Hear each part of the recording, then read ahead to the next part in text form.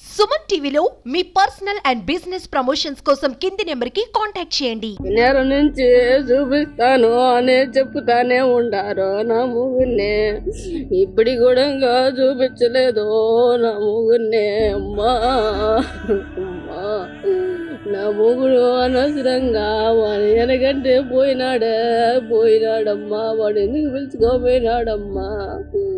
అనవసరంగా చంపేసినారమ్మా. నా మొగుడు తప్పు చేయడు, ఒక జోలికి వాడు, తాగడు, ఆడడు, ఏం అలవాటు లేదు నా మొగుడికి.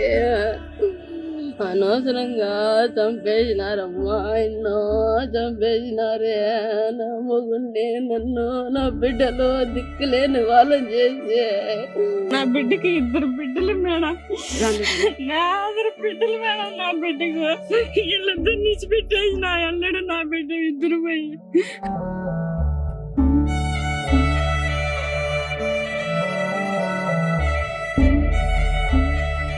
నా కూతురు బిడ్డలు వెళ్ళిద్దు, నా 2 బిడ్డలు చేసిపోయారు, చేసేసారు మేడం, చంపేశారు.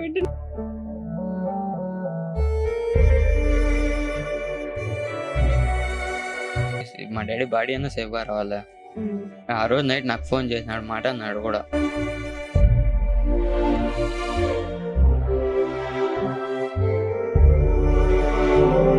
లాస్ట్ సార్ అమ్మ ఎప్పుడు మాట్లాడింది? అమ్మ అయితే పొద్దున్నే మాట్లాడింది. నానైతే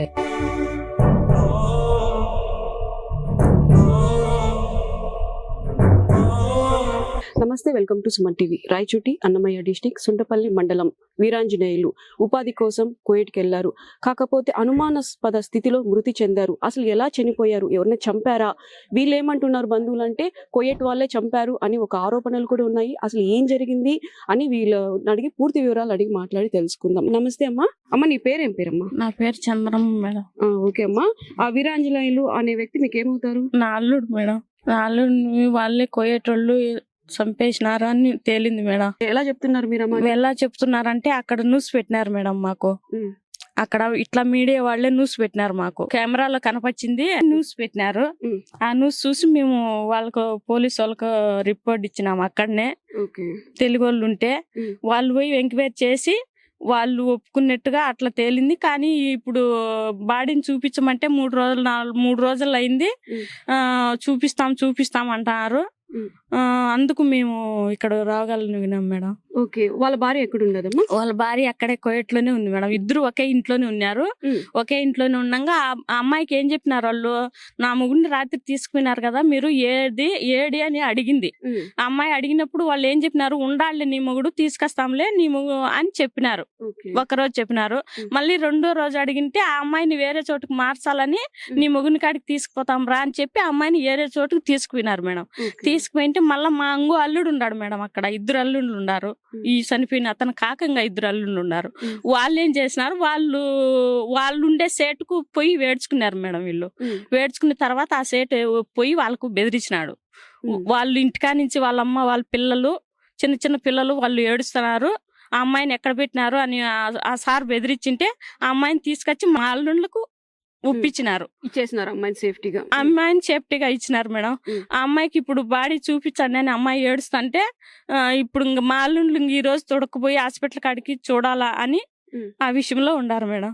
ఓకే. అసలు ఎందుకు చంపారు అసలు అనే విషయం తెలియదు మేడం మాకు. మా అమ్మాయికి కూడా చెప్పలా. వాళ్ళు అడిగింది, పదే సార్లు అడిగింది, ఏం చేసినారు నా మొగుడిని, నువ్వే పిలుచుకుపోయినావు కదా, ఏం చేసినారు అని అనే మాట అడిగింది. కానీ అమ్మాయికి విషయం చెప్పలా. వాళ్ళు ఉండాడు అదే అంటున్నారా?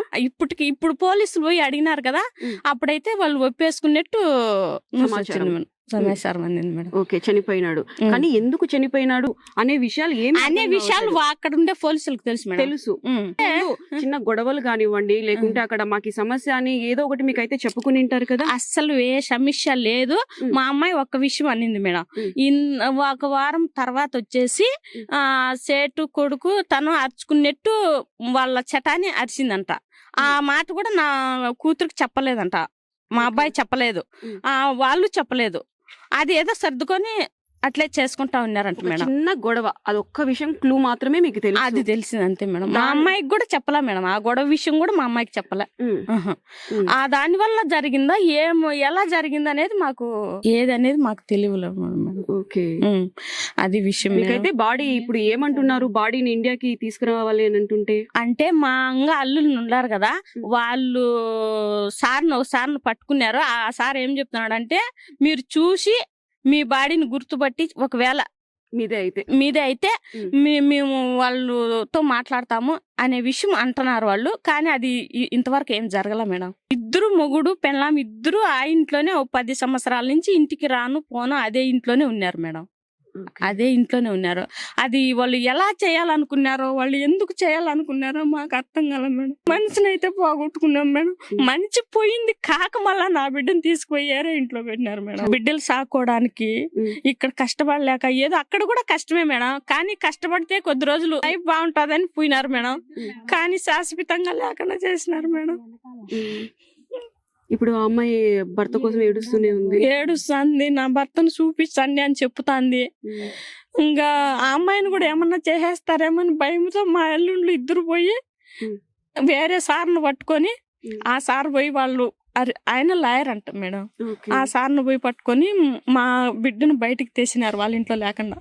తీసుకొచ్చేసి మా అల్లని దగ్గర పెట్టుకున్నారు. ఆ శవమైనా సేఫ్ గా వస్తుందా లేదా, వాళ్ళు ఆ శవాన్ని నా బిడ్డకు ఏదైనా న్యాయం చేస్తారా చేయరా, అక్కడ గవర్నమెంట్ చేస్తారా, ఇంట్లో వాళ్ళు హత్య చేసిన వాళ్ళు చేస్తారా, నా బిడ్డకి అయితే న్యాయం జరగాలి మేడం. అక్కడైనా కూడా వాళ్ళు నా బిడ్డకి న్యాయం చేసి పంపించేలా చేయండి మేడం. నా బిడ్డకి 2 బిడ్డలు మేడం, నా 2 బిడ్డలు మేడం. నా బిడ్డకు వీళ్ళిద్దరు నుంచి పెట్టేసి నా అల్లుడు నా బిడ్డ 2 పోయి నా బిడ్డలు చదివించుకోవాలని,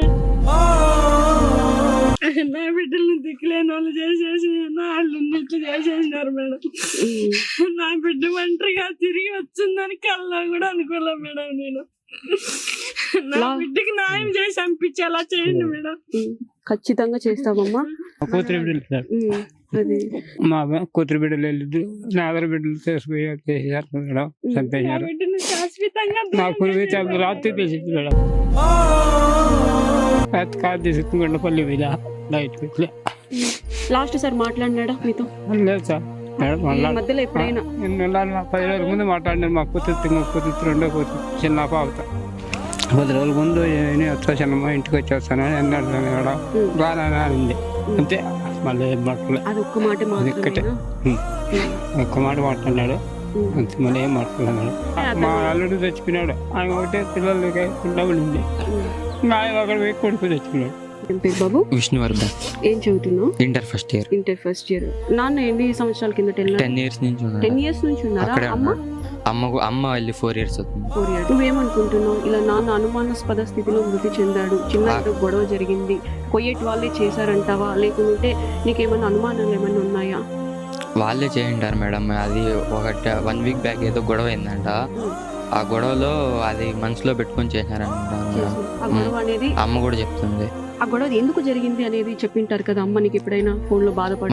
అమ్మకు కూడా తెలియదు మేడం. అమ్మ కూడా ఇది సండే చెప్పింది నాకు, ఏదో గొడవ పడింది, నైట్ తీసుకెళ్ళినారు, చెప్పలేదు మేడం. అది నైట్ శనివారం నైట్ 12 జరిగిందంట. అంటే మాకు నిన్న ఈవినింగ్ తెలిసింది. అక్కడ న్యూస్ వచ్చింటే ఆ న్యూస్ ఫోటోలో పెట్టినారు, అక్కడ అలా తెలిసింది మేడం. చనిపోయి ఎన్ని రోజులు అవుతుంది అనుకుంటాను? శనివారం నైట్ 12 మేడం, 3 days అవుతుంది మేడం. 3 days అవుతుంది. మాకు నిన్న తెలిసింది. అది కూడా ఎవరు అక్కడ ఉంటే అక్కడ తెలుసుకొని మా డాడీ పాస్పోర్ట్ ఫోటోలు అన్నీ పెట్టింటే డీటెయిల్స్ అన్ని కనుక్కొని మా డాడీ అని కన్ఫర్మ్ చేసినారు. అక్కడ అది మా బాబాయ్ వాళ్ళు కానీ వెళ్తే అక్కడికి హాస్పిటల్ దగ్గరికి రానియట్లేదు మేడం. గురువే బాడీని చూద్దామంటే వాళ్ళు ఏమని చెప్తున్నారు, వాళ్ళపైనే కేసు పెడతాము, వాళ్ళ వైఫే రావాలని చెప్తున్నారు మేడం. మా అమ్మని ఎక్కడో తీసుకెళ్ళి పెట్టినారు. నిన్న మా బాబాయ్ వాళ్ళు వెళ్ళి తీసుకొచ్చినారు. ఇప్పుడు మా బాబాయ్ పని చేస్తారు చూడు, ఆ ఇంట్లో ఉంది మేడం మా అమ్మ. అమ్మ ఇప్పుడు సేఫ్ గా ఉంది మేడం. అమ్మ రిటర్న్ ఎప్పుడు వస్తుంది అనుకుంటాడు? అది తెలియదు మేడం. బిన్న ఫాస్ట్ గా రావాలనుకుంటాం. ఎవరైనా సాయం చేస్తే ఎమ్మెల్యే రామప్రసాద్ రెడ్డి గారు కానీ లోకేష్ గారు కానీ ఏదన్నా చేస్తే మా అమ్మ మన ఇద్దరు సేఫ్ గా రావాలి మేడం. మా డాడీ బాడీ కూడా ఆ రోజు నైట్ నాకు ఫోన్ చేసినాడు మాట అన్నాడు కూడా. లాస్ట్ సారి అప్పుడు నేను వేరే చోటుకి వెళ్ళి వచ్చిన, సరేలే మళ్ళీ నేను రేపు ఫోన్ చేస్తా అని చెప్పి పెట్టేశాడు మేడం. ఏమన్నా కొంచెం బాధపడినట్టు నీకు లేదు అనిపించలేదా? లేదు మేడం, మంచిగానే బాగా రోజు ఎలా మాడతాడు అలా మాడతాడు మేడం. ఓకే. నా బిడ్డకి ఎప్పుడు బాధల్లోనే బతికేస్తాను నా బిడ్డ. నా బిడ్డని చెప్పి నా బిడ్డకి న్యాయం చేసి పంపించేలా చేయండి మేడం. ఖచ్చితంగా జరుగుతుంది మా న్యాయం. నా బిడ్డకి న్యాయం జరగాల, నా అల్లుని బాడీ రావాలా ఇంటికి, మేము ఆఖరి చూపు చూసుకోవాలా. నా బిడ్డకి ఏం జరగకుండా మాకు నా బిడ్డకి న్యాయం చేసి పంపించమని మేడం. అదొకటి కోరుకుంటున్నాం మేడం. మేము ఈ బుద్ధుడికి 4 రోజులు అవుతుంది, ఈ బుద్ధుడికి కూడా బాడీ చూపించలేం మేడం. ఇంకో అల్లుడు పోయి హాస్పిటల్ పక్కన 2 గంటల సేపు కూర్చున్నాడు మేడం. మా అన్నేను ఎవరు ఆ బాడీ చూపించండి అని 1 గంట 2 గంటలు కూర్చున్నాడు. కానీ ఆ అబ్బాయి వాళ్ళ వైపు వస్తేనే చూపిస్తాము, ఈ రోజు పిలుచుకుపోతామన్నారు మేడం. ఇంకా వేరే ఇంకా 2 అల్లుళ్ళు ఉన్నారు కదా, వాళ్ళు మేము తీసుకుపోతాము అడిగి తీసుకుపోయి అది ఏ బాడీ అని చెక్ చేసి వాళ్ళు ఏం చెప్తారో మాకు ఇస్తామంటారా ఏమంటారా అనేది ఈ రోజు తెలుసుకుంటాం మేము అని మాకు ఇన్ఫర్మేషన్ ఇచ్చినారు మేడం. నా పేరు గోవర్ధన్, ఇంకేం చదువుతున్నావు? 9th class. ఓకే. డాడీని ఎప్పుడు పంపిస్తామని ఏమైనా సమాచారం అందిందా మీకు? అందలేదు. అందలేదు. లేదు. లాస్ట్ సార్ అమ్మ ఎప్పుడు మాట్లాడింది? అమ్మ అయితే పొద్దున్నే మాట్లాడింది. నానైతే సాటర్డే నైట్ 8కి మాట్లాడాడు. 8కి మాట్లాడి మా అత్త కొడుకున్నాడు, వాడిని నన్ను ఊరికి వెళ్ళమన్నాడు. పొద్దున్నే పిల్లలు అందరూ ఉన్నారు వెళ్ళండి అని చెప్పాడు, అంతే ఆఖరి మాట మాట్లాడేది. నెల నుంచి మనం వెళ్ళిపోదాము, ఇంటికి వెళ్ళిపోయి ఏదో పని చేసుకొని బతుకుందాం మనం ఎందుకు ఈ ఇంట్లో అని నెల నుంచి మాట్లాడుకుంటా, నువ్వున్నావో నేనున్నా పోతా అని ఇద్దరు మాట్లాడుకుంటా ఉండి ఈ 1 సంవత్సరం చేసుకొని ఇద్దరం వెళ్ళిపోతాంలే, ఏదో ఒకటి చేసుకుందాం ఇంటికి పోయి, ఎందుకులే ఇక్కడ ఎలా కాలం అనుకుంటా మాట్లాడుకుంటా ఉన్నారు. అంతలోనే ఇట్లా జరిగిపోయింది మేడం. నారా లోకేష్ గారికి, రాంప్రసాద్ రెడ్డికి వాళ్ళందరికీ వేడుకుంటాను, నాయన బాడీ సక్రంగా ఇంటికి వచ్చేలా చేరండి, నా బిడ్డకి అక్కడే న్యాయం జరిగేలా చేయండి అని కోరుకుంటాను సార్.